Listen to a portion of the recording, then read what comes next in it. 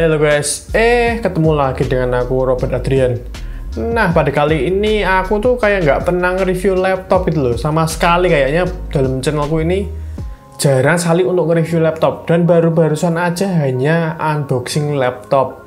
Nah, pada device kali ini yang aku akan review salah satunya adalah Asus ZenBook Duo 14. Ya, ini dari brandnya Asus dengan seri ZenBook. Nah, ngomong-ngomongin ya, ini katanya tuh paling populer banget di desain grafis dan dunia content creator atau editing atau audio engineering. Wow, katanya ini bener-bener mantep banget kalau dibuat bekerja. Nggak kayak laptop yang maksudnya untuk gaming, berbeda banget jauh dengan ini. Apalagi ini memiliki dua layar. Nah, nggak usah banyak bacot, langsung aja kita review laptopnya.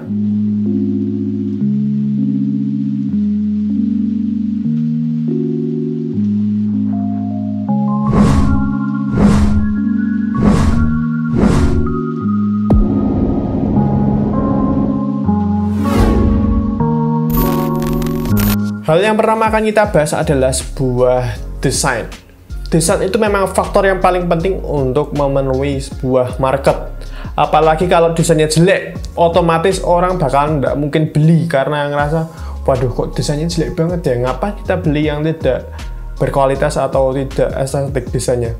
Nah, kebalikannya dengan itu, untuk Asus ZenBook Duo 14 ini memiliki desain yang benar-benar estetik, di mana layar pertamanya diletakkan di bagian ya seperti umumnya layar, dan keduanya terletak di bagian bawah. Nah, kita bisa lihat untuk di bagian kanannya kita akan melihat sebuah port USB 3.2, kemudian ada jack audio 3,5 mm dan kemudian slot micro SD. Nah, ngomongin itu, wah bener-bener di luar ekspektasi banget, karena di laptop yang semahal ini pun tetap disediakan slot micro SD, sedangkan di laptop-laptop zaman sekarang sudah hilangnya untuk slot micro SD. Nah, berikutnya untuk di bagian kiri kita akan melihat sebuah satu port HDMI 1.4, kemudian ada dua Thunderbolt 4 USB port Type-C. Oke, maksudnya gimana sih? Untuk USB Type-C ini adalah Thunderbolt 4, dimana kita jika ingin memindahkan data terasa akan lebih kencang memindahkan menggunakan Thunderbolt ketimbang USB biasa atau USB 3 sekalipun. Dimana sih speakernya? Dari tadi kok aku nggak menyebutkan speaker. Mosok laptop nggak ada speakernya? Tentu saja ada speakernya. Ya, terletak di bagian bawah. Nah, peletakannya adalah di bagian kanan dan kiri. Apa sih maksudnya kok di kanan dan kiri? Ya, ini maksudnya adalah speakernya sudah dual stereo speaker, yang mana hasil kualitas suaranya terbilang cukup lumayan bagus dan tidak jelek-jelek banget. Untuk bodi bagian depannya sendiri, Asus ZenBook Duo 14 ini sudah menggunakan aluminium, dan lagi ia memiliki desain dengan karakter melingkar-lingkar seperti ini. Kemudian ada logo Asusnya, menambahkan jika ini benar-benar brandnya merek Asus dan terlihat lebih tegas, dan pastinya tetap lebih estetik karena kembali lagi dengan desain yang menurutku cukup premium.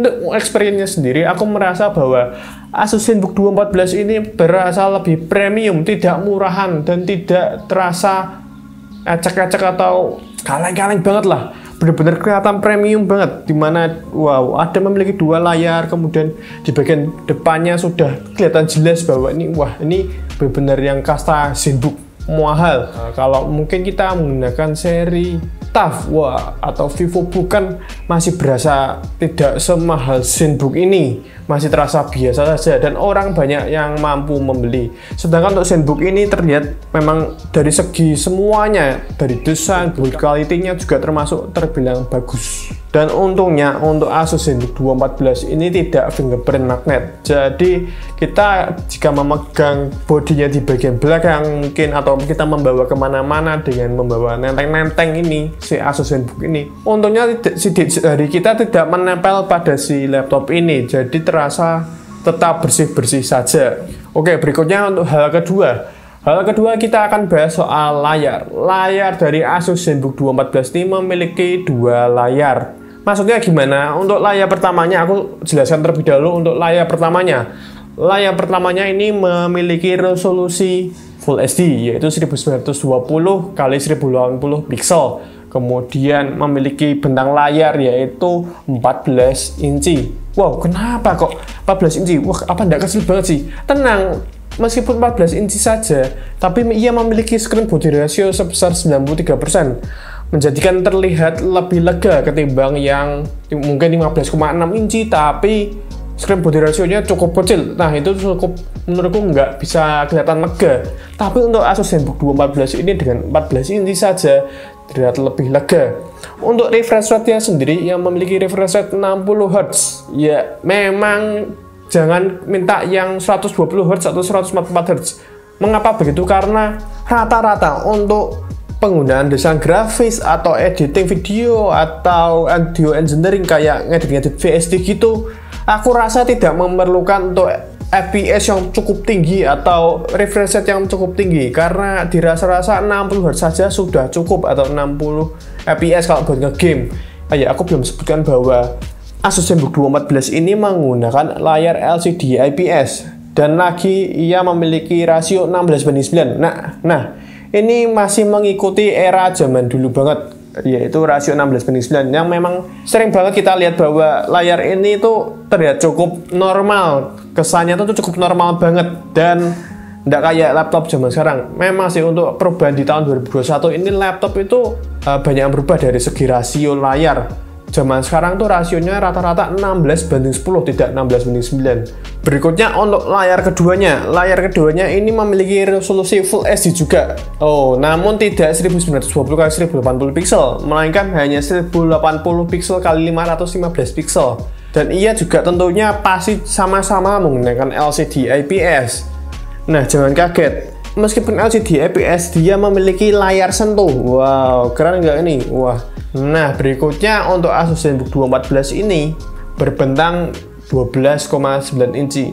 Nah, apa sih gunanya untuk layar keduanya ini? Sebenarnya hal simpel saja. Untuk layar keduanya ini hanya digunakan untuk sebagai kayak shortcut atau layar berikutnya. Mungkin kalau kita ingin di Premiere Pro, kayak itu mungkin untuk timeline-nya kita bisa letakkan di bagian layar kedua, sedangkan layar pertama hanya untuk preview atau color grading. Kemudian untuk layar utamanya, ia sudah mendukung sRGB gamut 100%. Nah, ini aku bisa bilang cocok banget untuk kalian bagi konten kreator atau desain grafis. Ini memiliki warna yang cukup akurat dalam menampilkan sebuah detail pada gambar tersebut atau kalian sedang menggambar. Untuk experience sendiri, aku merasa bahwa wah, aku memang cocok sekali untuk laptop ini untuk mengedit video menggunakan Premiere, atau wah, pada saat nonton film nih, aku merasa kak warnanya keterkesannya lebih hidup. Ini bukan kayak endorse ya, tapi wah, memang kenyataannya seperti itu. Memang pada saat kita menonton film di sini rasanya warnanya lebih hidup. Jadi memang keakuratan warnanya tetap terjaga. Untuk layar keduanya ini memiliki sudut kemiringan di bagian samping, kalau kita bisa lihat adalah 178 derajat. Mengapa bisa dibuat miring seperti itu, tidak flat saja? Nah, jawabannya adalah karena untuk menurunkan suhu pada laptop ini kan. Nah, untuk Asus ZenBook ini untuk mengurangi rasa panas, mengurangi kalau mungkin bisa digunakan untuk bermain game, beda drop frame, atau biar kita juga melihatnya lebih enak dengan miring gini ketimbang lurus gini. Flat kan tidak enak tuh, mosok kita menonton harus gini kan nggak mungkin. Otomatis ini kan rada naik agar kita melihatnya secara presisi. Sekedar info saja, untuk Asus ZenBook Duo 14 ini sudah disediakan stylus pen dalam penjualannya.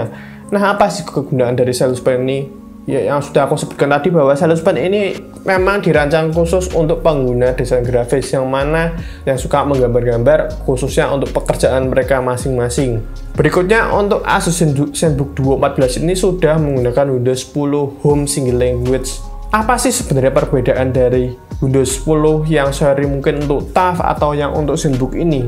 Atau bisa kata kasarnya digunakan untuk laptop yang harganya 20 jutaan ke atas dengan 20 jutaan ke bawah. Aku merasakan kedua laptop itu. Nah, yang pertama aku gunakan adalah laptopku sendiri, yaitu TUF Gaming, dimana terasa memiliki masih ada beberapa bug yang memang mungkin tidak cukup mengganggu, cuman sering ditampilkan pada laptop Asus TUFku ini. Tetapi untuk Asus ZenBook 214 ini aku merasa, wow, memang berbeda banget untuk software atau OS yang terdapat pada Asus ZenBook 214 ini. Jadi benar-benar bug itu jarang sekali terlihat dan jarang banget aku komplain tentang si laptop ini. Dan feel-nya juga aku merasa bahwa, wow, memang terkesan premium untuk OS-nya meskipun sama-sama Windows 10-nya. Berikutnya hal keempat yang dari tadi kita belum bahas adalah sebuah prosesor. Ya benar, prosesor. Untuk Asus ZenBook 214 ini memiliki dua seri prosesor. Namun device yang aku pegang kali ini adalah menggunakan Intel Core i7 generasi ke-11. Ya untuk kodenya tuh rada panjang ya aku sebutkan, yaitu 1165G7. Namun untuk Asus ZenBook 214 ini sudah menggunakan Intel Core i7 generasi 11 dengan clock speednya adalah 2,8 GHz dan boost clocknya mentok di 4,7 GHz dengan 12 MHz. Oh ya, dan lagi untuk Asus ZenBook 214 ini sudah mendukung VGA onboard tentunya, karena dari Intel yang tersendiri, yaitu menggunakan Intel Iris Xe, yang mana untuk Intel Iris Xe nya sebenarnya hanya digunakan untuk penggunaan yang biasa-biasa saja, bukan yang terlalu ekstrim-ekstrim banget. Namun untuk kalian yang ingin menggunakan secara ekstrim dalam penggunaan Asus ZenBook 214 ini, ia sudah didukung dengan Nvidia MX 450 dengan VRAM kayaknya 4GB atau 2GB, aku kelupaan. Kemudian untuk RAM-nya sendiri ya sudah mendukung RAM dual channel SODIMM masing-masing 8GB, jadi totalnya ini memiliki dua channel, yaitu 16GB. Dan untuk clock speednya adalah 4266 MHz dan sudah menggunakan SSD NVMe. Nah, untuk SSD NVMe-nya sudah menggunakan 1 TB dengan PCIe. Oh iya, kalau kalian ingin menambah storage pada Asus ZenBook 214 ini, oh tenang saja. Karena kenapa? Si Asus ini sudah menyediakan slot tersendiri untuk menambah storage sekalian. Nah, tentunya ia menggunakan storage-nya NVMe juga, SSD NVMe PCIe. Nah, untuk storage SSD atau HDD 2,5 inch tidak disediakan pada si Asus sekarang di laptop zaman sekarang, apalagi ya seri ZenBook. Rata-rata sudah dipastikan menggunakan SSD NVMe, tidak model SATA 2,5 inci. Nah, untuk total read and write-nya, untuk totalnya sendiri, host rate-nya adalah 355 GB. Kemudian untuk host write-nya ia sudah memenuhi hingga 406 GB. Oke, berikutnya untuk experience dari Asus ZenBook 214 ini. Yang pertama, aku mencoba untuk mengedit di Premiere Pro dengan Full HD saja dengan 30 fps. Nah, maksudnya apa sih? Ini adalah unboxing dari laptop ini sendiri. Jadi aku mengunboxing laptop ini dan langsung mengeditnya di device ini juga. Pengujiannya pada Premiere Pro untuk software only-nya ia mencapai di waktu segini. Nah, berikutnya untuk yang aku gunakan pada mode kuda. Apa itu kuda? Bukan kuda hewan ya, tapi kuda pada Nvidia-nya. Jika mengrender menggunakan itu, ia hanya membutuhkan waktu sekitar segini. Nah, bisa dibilang perbedaannya cukup lumayan jauh antara menggunakan software only dan kuda Nvidia MX 450 ini. Kenapa bisa jauh? Ya tentunya karena ia sudah juga didukung dengan Nvidia tadi, yang menyebabkan untuk rendering pada Premiere Pro atau mungkin audio engineering lebih cepat. Nah, berikutnya untuk pengujian benchmark. Kali ini aku menguji menggunakan Cinebench R15 dan mendapatkan skor sekitar segini. Wow, aku bisa bilang skornya cukup lumayan tinggi karena antara CPU dan GPU tidak bottleneck. Dan lagi untuk tadi Premiere juga tidak bottleneck karena terasa lebih pas-pas saja dengan RAM 16GB, kemudian Intel Core i7 dan Nvidia MX 450. Jadi nggak jomplang istilahnya. Nah, untuk lain-lainnya, untuk Asus ZenBook 214 ini sudah mendukung Wi-Fi 6 Gig Plus, kemudian ada Bluetooth 5, kemudian ada kamera tentunya. Di mana kameranya? Nah, kameranya terletak di sini. Kamera ini aku nggak ngerti resolusinya berapa, namun cuman aku diberitahu bahwa ini resolusinya sudah Full HD. Menurutku pribadi untuk penggunaan Full HD ini sudah cukup banget nih. Pertama, kita bisa menggunakan untuk meeting-meeting pada keseharian kerjaan kita. Nah, contohnya seperti ini. Dan berikutnya juga untuk pengamanan security. Untuk Windows Hello pun sudah tersedia pada laptop ini. Dan berikutnya ada audio. Wow, audio dari Sound by Harman Kardon. Dituning oleh Harman Kardon. Bahwa suaranya ini tidak terlihat cempreng, melainkan sedikit lebih bulat. Meskipun tidak bulat-bulat banget. Tapi antara treble dan bass itu terlihat lebih seimbang. Bagaimana sih suaranya? Kita bisa lihat sendiri bahwa hasilnya seperti ini.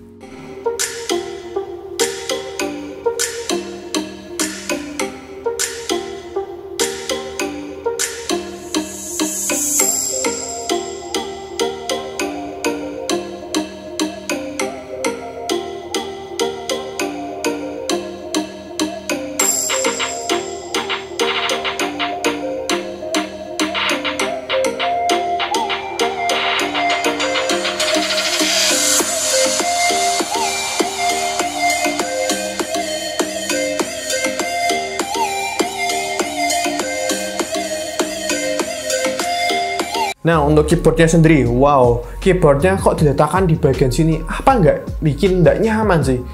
Mungkin bagi kalian yang penggunaannya hanya seperti ini tanpa ada tataan tambahan, aku merasa mungkin wah memang tidak nyaman sekali dalam mengetik di laptop ini karena terasa lebih ke bawah. Apalagi touchpadnya yang terlihat lebih kecil jadi membuat terasa tidak nyaman.